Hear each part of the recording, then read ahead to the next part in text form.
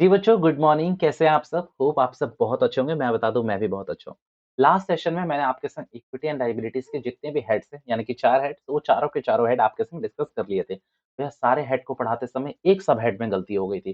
भैया किसमें? Deferred tax liability वाले में। उसमें जो मैंने आपको एक कंपैरिज़न करके दिखाया, उसमें मैंने आपको कंपैरिज़न में क्या बताया कि अगर आपकी अकाउंटिंग इनकम टैक्सेबल इनकम से ज़्यादा है, तो वो डीटी होती है। नहीं बच्चों, ऐसा नहीं है। वहाँ पर ये मैंने गलती से लिख दिया है। ये क्या होती है? ये यहाँ पर डीटीएल का पोर्शन बनेगा और यहाँ ये डीटीए बनेगा। तो भैया हम क्या करें, इसको काट दें? जी बच्चों, प्लीज़ इसको काट दीजिए and sorry from my side, क्योंकि ये मैंने जल्दबाज़ी में गलती कर दी। भैया मैं आपको लॉजिक भी समझा देता हूँ, क्या लॉजिक है इसके पीछे।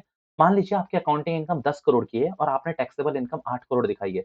फॉर श्योर आपको 2 करोड़ पे और टैक्स पे करना पड़ेगा as per income tax act 1961।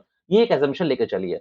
मैं बता देता हूँ, एक्चुअली में मैं देखूँ ना तो मेरी भी गलती नहीं थी। एक्चुअली मैंने प्रैक्टिकल वर्ड से उसको ज़्यादा क्लिंग करके और मैंने अपनी प्रैक्टिकल नॉलेज लगा दी थी। बट अगर आप थ्योरेटिकली देखोगे तो ये डेफिनिशन जो मैंने पहले बताई थी वो गलत है। मैं उसको एडमिट कर रहा हूँ, बट प्रैक्टिकली मैं उस तरीके से मैं सोचने लग गया कि मैं सही बता रहा हूँ, बट वैसा नहीं है। आपको यही ध्यान रखना है, अगर आपकी मान लीजिए अकाउंटिंग इनकम 10 करोड़ है, टैक्सेबल इनकम 8 करोड़ दिखाई है आपने, तो भैया आपको 2 करोड़ पे और डीटीएल बनाना पड़ेगा, यानी कि टैक्स पे करना पड़ेगा। सेम इसका वाइस वर्सा करते हैं।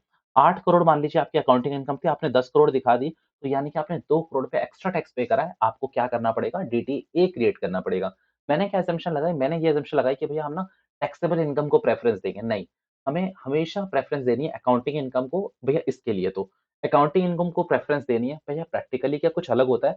देखिए, जब प्रैक्टिकली की बात आएगी ना, तो आप इनकम टैक्स एक्ट 1961 पढ़ोगे तो आपको सारी बातें बताई जाएगी, उस तरीके से बताई जाएगी, क्योंकि अभी क्या है ना, आपको इनकम टैक्स 1961 शायद एक्ट, इनकम टैक्स एक्ट 1961 वही शायद आपने पहली बार सुना हो, तो इसलिए अभी छोड़ दीजिए। सिर्फ इतना याद रखो, अगर आपकी अकाउंटिंग इनकम ज़्यादा है कंपेयर टू टैक्सेबल इनकम, तो डीटीएल बनेगा।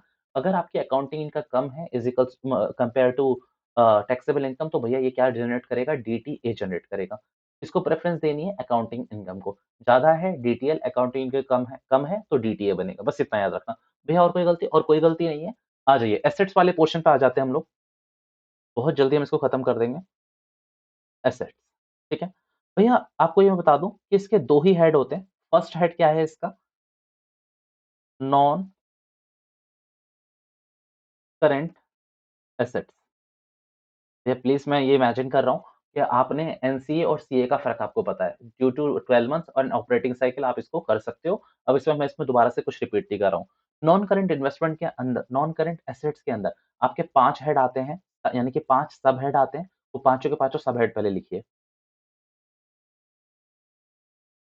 Property, plant and equipment, not plant. Property, plant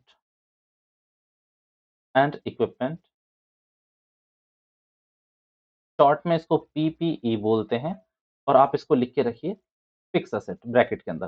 पहले इसका नाम हुआ करता था फिक्स असेट, बस अब इसको क्या कहा जाता है? पीपीई, क्योंकि भैया एएस 10 पहले फिक्स असेट के नाम था, अकाउंटिंग फॉर फिक्स असेट। अब एएस 10 यानी कि अकाउंटिंग स्टैंडर्ड 10 का नाम ही है पीपीई, यानी कि property, plant and equipment.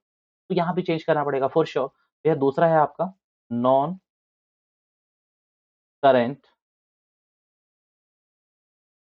Investment. भैया थर्ड है आपका डेफर्ड टैक्स एसेट, जो आप कर चुके हो अच्छे से। Long term loans and advances.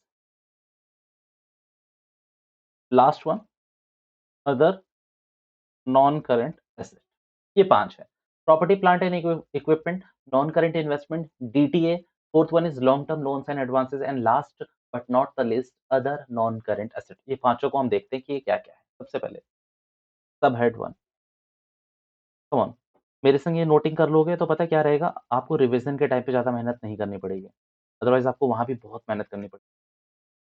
PPE, fix assets, इसके अंदर बनेंगे आपके 4 हेड, यानी कि पीपीई के अंदर भी आपके 4 हेड बनेंगे। अब याद रखना, भैया पीपीई तो आपको बैलेंस शीट में शो करना है, ये सारी कारस्तानी आपको कहाँ करनी है? नोट्स टू अकाउंट में। कहाँ करनी है? नोट्स टू अकाउंट में। तो नोट्स टू अकाउंट में आपको 4 चीज़ों का ध्यान रखना है कि क्या आपके जो डेटा आपको मिला है क्लाइंट से या फिर क्वेश्चन में, क्या ये 4 चीज़ें आपको दिख रही है? ये 4 चीज़ें कौन-कौन सी है मैं बता देता हूँ। सबसे पहले tangible asset, tangible assets, second intangible,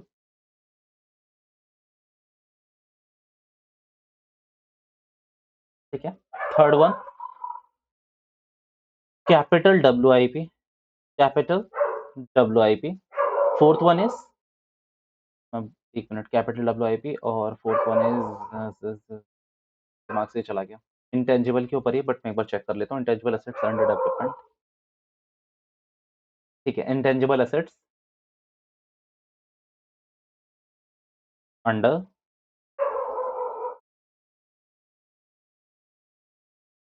development. ये चार चीजें हैं भैया, कौन कौन सी? टेंजिबल एसेट, इंटेंजिबल एसेट्स, भैया tangible assets under development, intangible assets under development. भैया आपने तो कैपिटल WIP रखा है, ऑब्वियसली उसको वही कहते हैं, बट मैं आपको बता देता हूँ पहले दोबारा से। भैया टेंजिबल एसेट्स का मतलब वो एसेट्स जिनको आप देख सकते हो, छू सकते हो, भैया उनमें बैठ सकते हो, उनको खा सकते हो, खा नहीं सकते, और जिनको देख सकते हो, छू सकते हो, भैया उनको महसूस कर सकते हो कि वो सामने खड़ी है। भैया जैसे कि किसी और की बात नहीं कर रहा मैं, सामने खड़ी का मतलब, सामने खड़ी का मतलब कि भैया लैंड सामने पड़ी हुई है, बिल्डिंग सामने खड़ी है, तो ऐसी कोई चीज़ है जिसको आप फ़ील कर सकते हो, देख सकते हो, ठीक है? भैया फ़ीलिंग का मतलब और कुछ मत लेना, सिर्फ़ फ़ीलिंग का मतलब क्या है? टैंजिबल, जिसको आप देख सकते हो, महसूस कर सकते हो, छू सकते हो। टैंजिबल एसेट्स में आपके जो एग्ज़ाम्पल आते हैं, बिल्डिंग, लैंड, मशीनरी, एक्सेट्रा, ठीक है? इंटैंजिबल एसेट्स में क्या आती हैं? जिनको आप छू नहीं सकते, बट हाँ, वो एसेट्स होती ज़रूर है, जैसे कि गुडविल, जैसे कि ट्रेडमार्क, भैया इसको लिख लेना प्लीज़, मेरे पास जगह कम है, तो मैं ट्रेडमार्क इतना ही लिख रहा हूँ। Trademark, copyright, goodwill, trademark, copyright, सबसे बड़ा, सबसे बढ़िया, सॉफ्टवेयर। सॉफ्टवेयर, जैसे कि मान लो इंटेल कंपनी है। इंटेल कंपनी जो ये कोर प्रोसेसर बनाती है, भैया ये उनका सॉफ्टवेयर ही है। तो ये किसमें दिखाते होंगे? इंटेंजिबल एसेट, इंटेंजिबल एसेट में। भैया पर ये तो इन्वेंटरी में दिखाते होंगे ना? डिपेंड करता है। डिपेंड करता है कि भैया इंटेल कंपनी का असली में प्रोसेस क्या है? वो क्या करना करती है? भैया इसको वो एज़ अ इंटेंजिबल एसेट मानती है या उसको बेचती है? क्योंकि देखो, इसी का उसने कॉपीराइट भी करवा रखा होगा, वरना इंटेल को कॉपी मार देंगे ना लोग, तो ये अलग-अलग चीज़ें हैं। मैं बस आपको ऐसी छोटी-सी नॉलेज दे रहा था। कैपिटल WIP का मतलब, कैपिटल WIP का मतलब tangible asset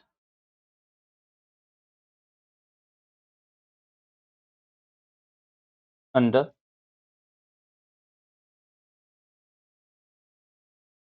development, tangible assets under development. IA का मतलब क्या है? Intangible asset yet to finalise. भैया अभी क्या है, जो आपके सॉफ्टवेयर है वो अंडर प्रोसेस है, अभी उन पे काम चल रहा है, धीरे-धीरे उनको डेवलप करा जा रहा है, तो उसको क्या कहा जाएगा? इंटेंजिबल एसेट्स अंडर डेवलपमेंट, यानी कि वो अभी डेवलपमेंट की स्टेज पीछे है। वो रिसर्च तो हो चुकी है, बट वो अंडर डेवलपमेंट में है, ठीक है? तो ये 4 चीज़ों का आपको ख्याल रखना है, कब? टेंजिबल एसेट्स के टाइम पे, यानी कि PPE के टाइम पे, यानी कि फिक्स्ड एसेट्स के टाइम पे, ठीक है? भैया दूसरे पे आते हैं, दूसरा आपका सबहेड है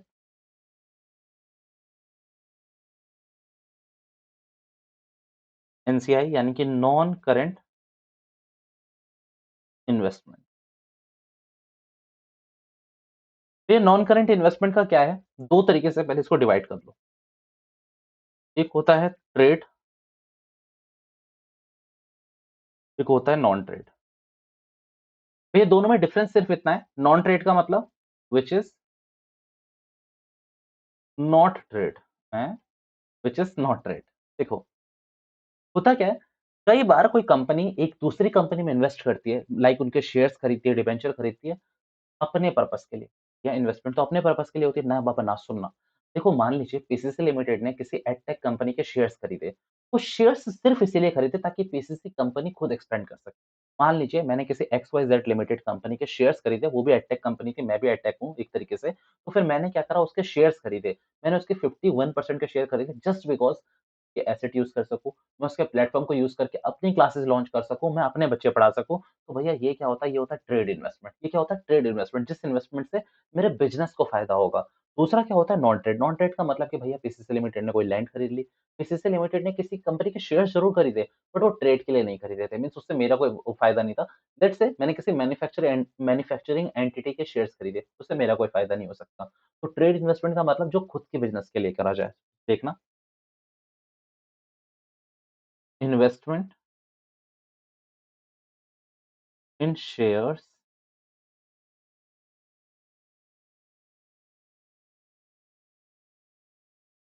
and debenture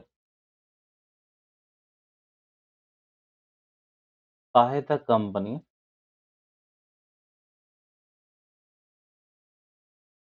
to promote their own business. ये खुद के बिज़नेस के लिए कर रहे हैं, ठीक है? तो भैया इन्वेस्टमेंट इन लैंड, इन्वेस्टमेंट इन बिल्डिंग ये समझ-समझ चल लेना कि नॉन करेंट है। बट हाँ, इसके 2 पार्ट आप ज़रूर याद रखना trade investment and non trade. पूछे नहीं गए हैं एग्ज़ाम में बट हाँ, यू नेवर नो कि एग्ज़ामिनर कब आप पे फूट पड़े।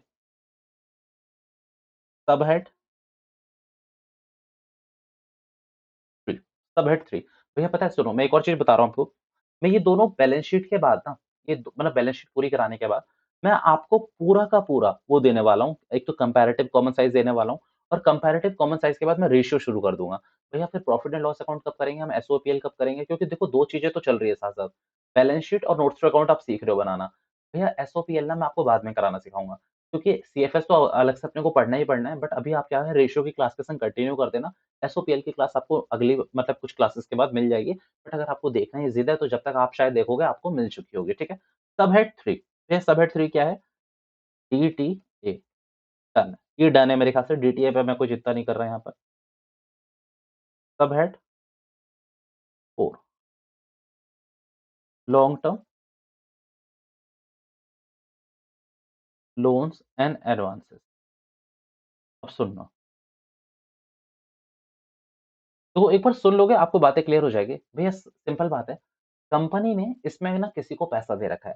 अब वो लॉन्ग टर्म के लिए है तो इसमें आएगा, शॉर्ट टर्म के लिए है तो करंट असेट में जाएगा। भैया यानी कि 12 महीने और ऑपरेटिंग साइकिल के बाद के लिए दिया हुआ है तो भैया वो इसमें आएगा और 12 महीने और ऑपरेटिंग साइकिल के अंदर के लिए दिया है तो शॉर्ट टर्म में आएगा। भैया इसमें किस तरीके के लोन होते हैं? भैया मान लीजिए लोन टू एम्प्लॉयी दे रखा है आपने और ऑब्वियसली 12 महीने और ऑपरेटिंग साइकिल के बाद के लिए दे रखा है, ठीक है? आपने किसी सप्लायर को पैसे दिए, भैया सप्लायर को पैसे दिए मतलब सप्लायर एडवांस। मैं बता रहा हूँ।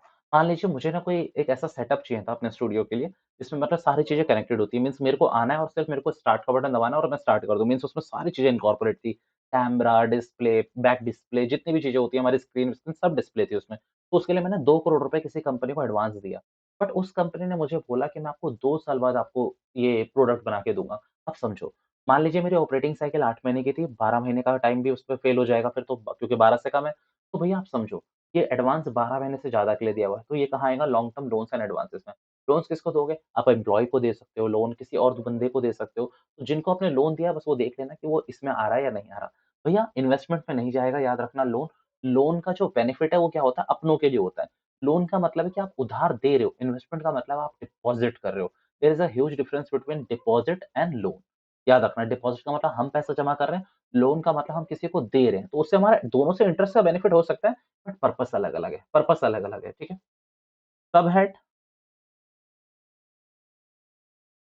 5 दैट इज़ ओएनसीए यानी कि अदर नॉन करेंट एसेट। भैया क्या-क्या आएगा बताता हूँ मैं आपको।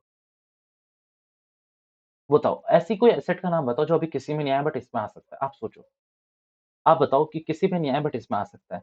मैं आपको बोलता हूँ मैंने अदर में वहाँ भी बताया था ट्रेड पेबल्स के नाम से। यहाँ मैं बताता हूँ ट्रेड रिसीवेबल। भैया ऐसे डेटर्स जो मुझसे कह रहे हैं मैं 12 महीने बाद या फिर ऑपरेटिंग साइकिल के बाद पे करूँगा, तो उन्हें मैं अदर नॉन करेंट एसेट्स में शो करूँगा। भैया देखो आपको जो लिस्ट है ना वो एग्ज़ॉस्टिव है। लाइक लिस्ट क्या है? लिस्ट एंडलेस है। आप पढ़ते जाओगे खत्म नहीं होगी। Please practice as much question as you can. ज़्यादा से ज़्यादा क्वेश्चन करो तब आपको क्लैरिटी मिलेगी कि भैया ये कौन-सी चीज़ कहाँ जाएगी। तो ये इसका खत्म होता है आपका किसका? एनसीए का। अब मैं किस पे आ रहा हूँ? आपका सबहेड सेकंड सॉरी एसेट का जो आपका सबहेड मेजर हेड है सेकंड उस पे मैं आ रहा हूँ that is current asset. Current assets में आपकी 6 चीज़ें हैं। मैं 6 चीज़ों का ना एक बार आपको फॉर्मेट में पूरा लिख देता हूँ, फिर मैं आपको एक्सप्लेन करना शुरू करता हूँ। करंट असेट में कौन-कौन सी 6 चीज़ आती है। तो सबसे पहले आपको जो आपकी बैलेंस शीट में भी दे रखा होगा, आप वहाँ से भी चेक कर सकते हैं करंट इन्वेस्टमेंट। इसमें कुछ भी एक्सप्लेन नहीं करूँगा याद रखना मैं ज़्यादातर, क्योंकि सारी चीज़ें ऑलरेडी कवर है। इन्वेंटरीज़ जो मुझे लगेगा कि हाँ, वो करना चाहिए वो मैं कर दूँगा। Trade receivables, cash and cash equivalents. ये जिसने पहली वाली क्लास देखी है ना, उसके लिए कुछ आसान वो ज़्यादा टफ नहीं होगा। Short term loans and advances other current assets. भैया जो किसी में नहीं आई वो अदर में आ जाएगी, बाद बाद बाद में करेंगे बट अभी इस पे आओ। करंट इन्वेस्टमेंट का मतलब भैया जो आपकी नॉन करंट इन्वेस्टमेंट नहीं है, वो करंट इन्वेस्टमेंट होगी। मीन्स जो इन्वेस्टमेंट आपने सिर्फ़ 12 महीने, 6 महीने, 7 महीने के लिए करा होगा, वो करंट इन्वेस्टमेंट में आएगा। भैया इन्वेंटरीज़ यानी कि स्टॉक और स्टॉक में 3 चीज़ें आती हैं, हमेशा याद रखना। भैया raw material, WIP, finished good और एक और चीज़ हमेशा याद रखना, स्पेयर्स एंड टूल्स वो भी इन्वेंटरीज़ में आते हैं। भैया अब ये है क्या? प्लीज़ इसके लिए लिख लेना इसके बगल में स्पेयर्स एंड टूल्स, मैं लिख ही देता हूँ। स्पेयर्स एंड लूज़ टूल्स लिखो, लूज़ टूल्स। अब सुनो होता क्या है, भैया मान लीजिए ना आपने पता नहीं देखा है नहीं देखा बट आप बड़ी-बड़ी जब आप दूध की कंपनियों में जाओगे जहाँ पर दूध की बहुत बड़ी-बड़ी डेयरी होती है, तो वहाँ पर जो ट्रे उठाते हैं ना जिसको क्रे या ट्रे जो भी बोलते हैं उसको उठाने के लिए इंस्ट्रूमेंट्स होते हैं। मीन्स उसमें फँसाते हैं और उठा के फेंक देते हैं। आपने ना पेप्सी की जो काँच की बॉटल आती है, उसको उठाने का शायद कोई तरीका देखा होगा कि ऐसे उठाते हैं और फेंक देते हैं। चलिए आपने ना कई बड़ी-बड़ी कंपनियों में शायद ऐसा देखा होगा जो क्रेन मशीन होती है। वो क्रेन मशीन क्या होती है मीन्स एक वो ऐसा हैंडल सा होता है चलता है।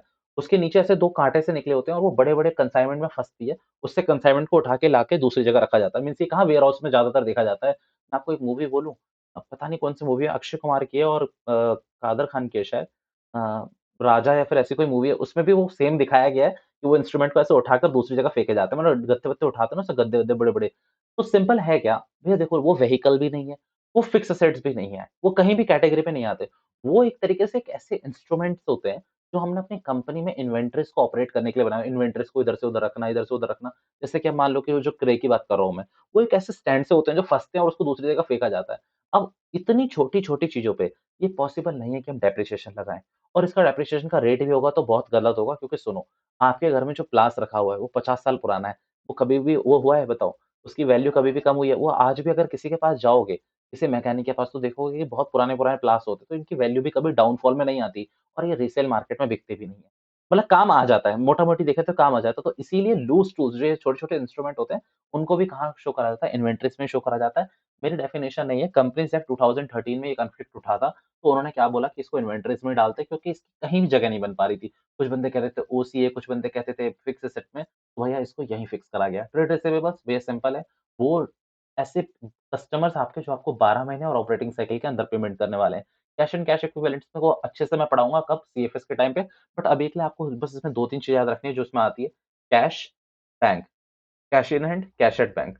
तीसरा आता है इसमें marketable securities realised within 3 months यानी कि कुछ ना ऐसी सिक्योरिटीज़ होती है जिसमें आप पैसा इन्वेस्ट करते हो और जिसका जो मैच्योरिटी पीरियड है वो 3 महीने है। 3 महीने या उससे कम है तो वो भी इसी में आता है। बात को अच्छे से करेंगे सीएफएस में अभी छोड़ दो। Short terms loans and advances already कर चुका हूँ, जो कहीं नहीं आया वो इस ओसीए ए में आएगा। मैं सिंपल मैं आपसे कह रहा हूँ, पूरी पहली क्लास को जो 1 घंटे 25 मिनट के आस-पास की है, उसको अच्छे से देखना। ये क्लास मेरे ख्याल से 20 से 25 मिनट की बनाई है मैंने। मतलब 1 घंटा, 2 घंटा आप मान लो, आप 2 घंटे क्लास देखो, 1 घंटा, डेढ़ घंटा आप खुद से रिवाइज़ करो, आपका पूरा बैलेंस शीट का कॉन्सेप्ट अच्छे से कवर हो जाएगा। जितने अच्छे से आपका बैलेंस शीट का कॉन्सेप्ट कवर होगा, कंपैरेटिव कॉमन साइज़ में उतना कम टाइम लगेगा आपको, उतना ही कम टाइम आपको रेशियोज़ में लगेगा। आज आप देखोगे तो सारी वीडियो आपको एक संग वैसे ही मिलेगी, ठीक है? चलिए, आज के सेशन को मैं यहीं एंड कर रहा हूँ। कोई भी डाउट है, आपको पता है कि आपको कहाँ पूछना है, आप मेरे से टेलीग्राम या फिर कहीं भी इंस्टाग्राम पे पूछ सकते हैं।